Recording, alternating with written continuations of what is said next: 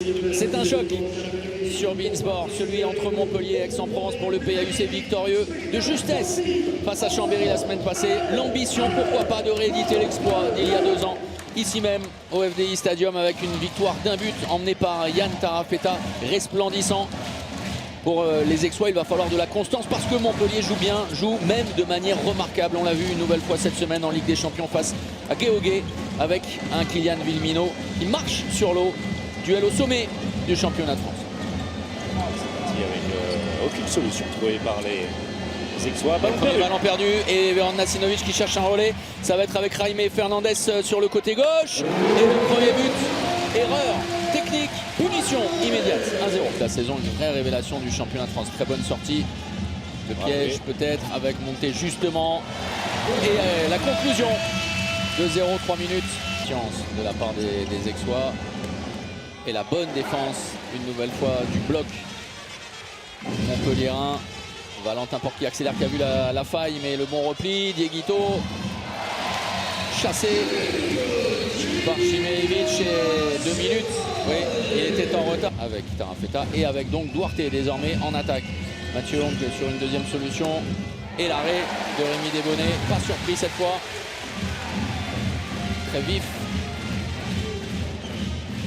Et l'entrée, oui. Très bien joué, super mouvement. Attention, attention. Et la cheville gauche. La cheville gauche de Wesley Pardin qui s'est bloquée. Posant des solutions, on est uniquement dans le duel. Et dans le duel, il y a du répondant pour le pays d'Aix.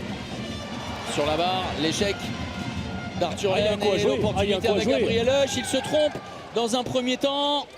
Dans un deuxième temps, Gabriel Husch, mais Christiansen. Ça, Parker. Christiansen. Oh, le troisième pastis. Et but d'arrêt. Tranquille, plein centre. Dernière seconde, Lagarde. Tarafeta. Le bloc de Vergely bien repoussé. Ballon perdu Par à Karl gauche. Conan. L'accélération avec Lucas Pelas. Le Chabala déposé. Et le plus 4 à nouveau. La capacité, François Xavier, de punir cette équipe d'Aix-en-Provence dès que le PAUC perd le ballon.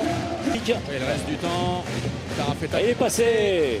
Et le tir raté, 5 secondes. Ce sera trop 4 tard. Ce sera secondes, trop tard. Oui, alors ça sera trop tard. Mais non, ça ne sera pas trop 4 tard. secondes. 4 secondes. Le temps est très... Ce qui est très étonnant de la part de Patrice Canet, à la différence par exemple d'un Raúl González, le tir a été raté et il a tardé 4 secondes. Patrice Canet a posé son temps mort, ce qui enlève évidemment du temps. Les automatismes ne sont pas forcément les mêmes. Ouais, c'était compliqué dans le ballon, la libération, la grosse fixation de montée. Ensuite, le relais de Villemino qui lâche le ballon jusqu'à Lucas Pelas pour reprendre ses 5 buts d'avance.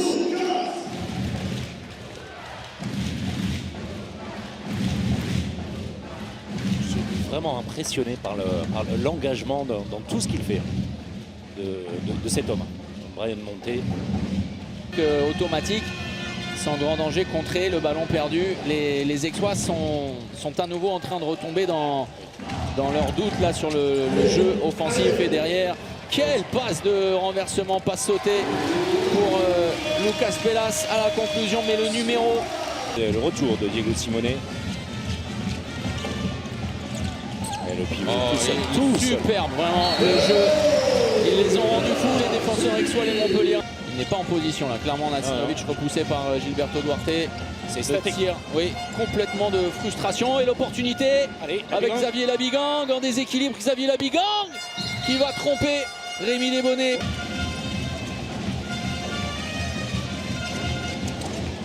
Tout de suite servi à Jaime Fernandez par le très bon travail de Brian Monté.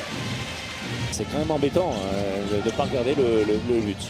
Ouais, avec un Karl Conan rappelé sur une position derrière.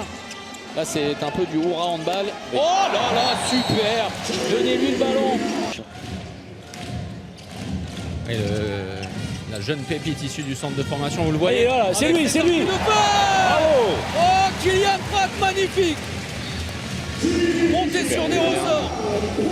Ça vous dit forcément quelque chose dans le milieu du handball. C'est bien, en tout cas, il prend sa chance dès son premier ballon. Schwenker, le but. Impeccable. Oui, avec vraiment un bondissant, des appuis de feu. Kung Fu, Labigang, Et ça passe.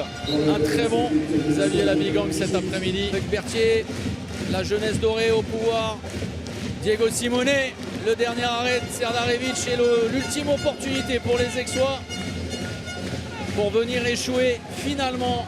Oh, ballon Ouais, bien perdu, voilà, comme ballon perdu. un symbole. Et Duarte. On en reste là de manière très symbolique, ce dernier ballon échappé, parce que beaucoup trop d'erreurs individuelles en attaque côté Aix-en-Provence auront empêché le PAUC d'y croire à quelques moments que ce soit de la rencontre. 36-31 en faveur de Montpellier. Ouais, on a du mal à être constant. On fait quand même une première mi-temps qui est pas mal. En deuxième mi-temps, en début de deuxième, on voit qu'on s'écroule quand même rapidement. Et après, c'est dur de remonter face à cette équipe-là. Mais voilà, il reste Nantes. Ça va être un gros match encore à Nantes. Et c'est ça, là, par contre, on n'a pas le choix. Il faut qu'on gagne. Et c'est dur quand même cette saison. Mais on bosse beaucoup et on va y arriver. Oui, comme tu l'as dit, tout n'a pas été parfait, évidemment. C'est rare que ça le soit. Mais la deuxième mi-temps était très bonne.